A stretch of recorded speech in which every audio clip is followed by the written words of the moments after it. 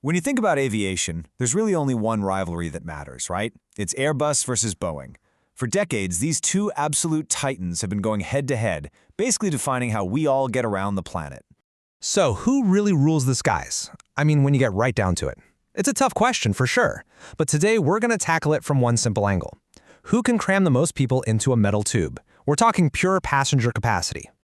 All right, so this is going to be our guide for this whole breakdown. It's a fantastic little tale of the tape, lining up the most common planes from both companies. And we're comparing them on just one thing: how many seats they've got. We'll start small, with the planes you've probably flown on, and work our way up to the absolute monsters of the sky. Okay, first up, the short-haul Showdown. This is where the real action is for most of us, right? These are the workhorses, the single-aisle jets that make up the backbone of pretty much every airline out there. Think of those quick hops from city to city. And kicking things off for Team Airbus, we've got the A220-300. This one clocks in at 148 seats. It's a super modern and efficient plane. You're seeing it on a lot of regional routes these days. So that's our starting number, 148. Now we get to the big one, the most popular category of all, and wow, is it a nail-biter.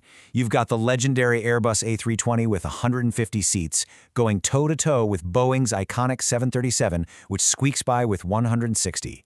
Seriously, there's a really good chance your last flight was on one of these two planes. All right, time to level up. We're moving on from the short-haul workhorses to the long-haul titans. These are the big boys, the wide-body, twin-aisle jets built for crossing oceans.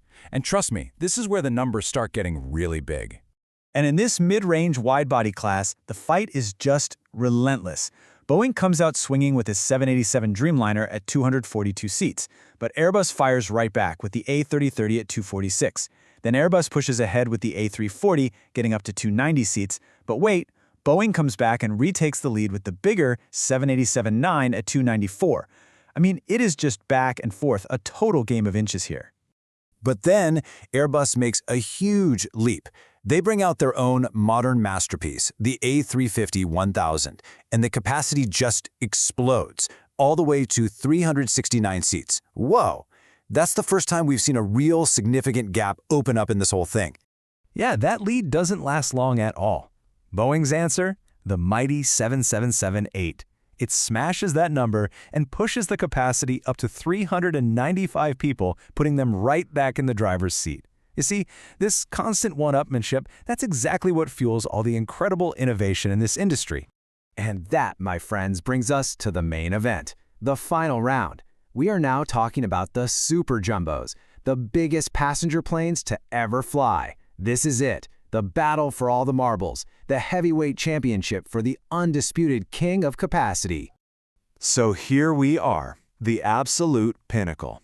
These are the biggest, most iconic planes these two companies have ever created, the flagships. Let's see who takes home the crown. Okay, the final verdict is in. In third place, we have Boeing's newest jumbo, the 777-9, with an incredible 426 seats. In second, the absolute legend, the queen of the skies herself, the Boeing 747-8, packing in 467 people. But towering over them both, with a lead that is just staggering, is the Airbus A380. Yep, the undisputed champ, the Airbus A380-800. And what makes it so big? Well, you know the 747's famous hump? The A380 took that idea and ran with it, creating a full-length second deck. It's the only true double-decker plane we've ever had. And when you're just talking about sheer numbers, nothing else even gets close. 575. Just think about that number for a second. That's more than 100 seats bigger than its closest competitor, the legendary 747. So yeah, in the fight for pure capacity, Airbus doesn't just win, they win by a landslide. It's not even close. But you know, this massive victory leads to a really interesting question. Because we all know the A380, the king, isn't being made anymore. Airlines are actually moving towards smaller, way more efficient twin-engine planes. So as we're looking at this amazing feat of engineering, you kind of have to wonder, right? Have we already seen the biggest plane we're ever going to see? Is the future of flying actually getting smaller?